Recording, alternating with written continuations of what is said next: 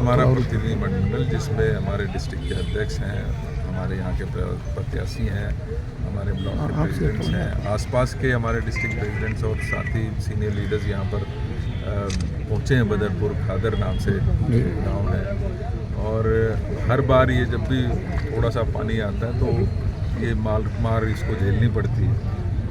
कहने के लिए दावे सरकारें लगातार कर रही हैं कि हम सारी व्यवस्थाएं कर रहे हैं, सबको टेंट दे रहे हैं, खाने की व्यवस्था कर रहे हैं, लेकिन आप देख सकते हैं कि यहाँ पर ऑलरेडी पानी भर चुका है। जो एक्सटेंडेड आबादी है, कॉलोनी है, उसके इस गांव के चारों तरफ पानी खड़ा हुआ है, फसलें बर्बाद हो चुकी हैं, मवेशियों के लिए खाने का व्यवस्था नहीं है।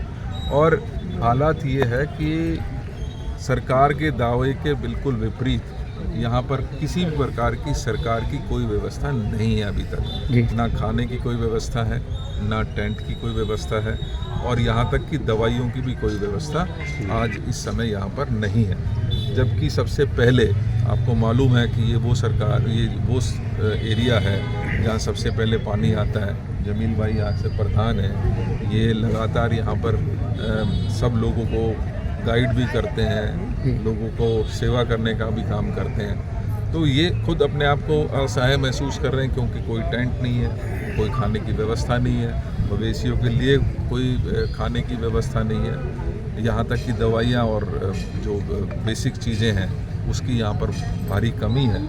ऐसे समय में इस सरकार को जो ये दावा करती रही है, वो कहीं ना कहीं उसकी दावे की जो पोल है वो आप यहाँ देख सकते हैं पूरी तरीके से खुल जाती है, क्योंकि यहाँ कोई किसी प्रकार की सरकार की सहायता अभी तक यहाँ नहीं पहुँची है। जबकि पानी किसी भी समय इस गांव के आखिरी कोना जो सबसे ऊंचा है, अभी सब गांव वाले इकट्ठा होकर ऊंचे वाले स्थान पर चले गए हैं। आसपास तो पानी भरा ही आप देख ही सकते हैं, लेकिन वहाँ तक भी पानी पहुँचने में अभी कोई ज़्यादा समय नहीं लगेगा।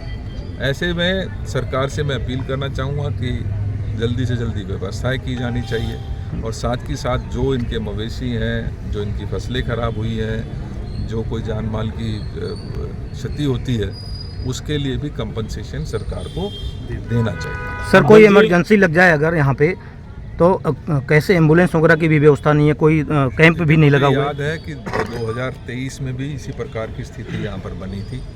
तब भी कांग्रेस के हमने अपने जो भी मेडिकल फैसिलिटीज़ हैं, हमने अपने फाउंडेशंस की तरफ से मेडिकल चेकअप कैंप्स यहाँ पर लगाए थे, मलेरिया की दवाइयाँ भेजी थी। दिल्ली में आज भी मलेरिया की स्थिति बहुत ख़राब है, और ऐसे में तो और ज़्यादा ख़राब हो जाती है। लिहाजा मेरा तो ये मानना है कि इमरजेंसी के लिए टेंट की व्यवस्था, दवाइयों की व्यवस्था और खाने की व्यवस्था, ये सरकार की बेसिक जिम्मेदारी है। कंपनसेशन आज नहीं कल मिल जाए वो तो समझ में आता है, लेकिन इमरजेंसी सिचुएशन से भी डील करने के लिए यहाँ पर कोई व्यवस्थाएं अभी तक नहीं पहुँची। ठीक है सर, ठीक है, थैंक यू। सभी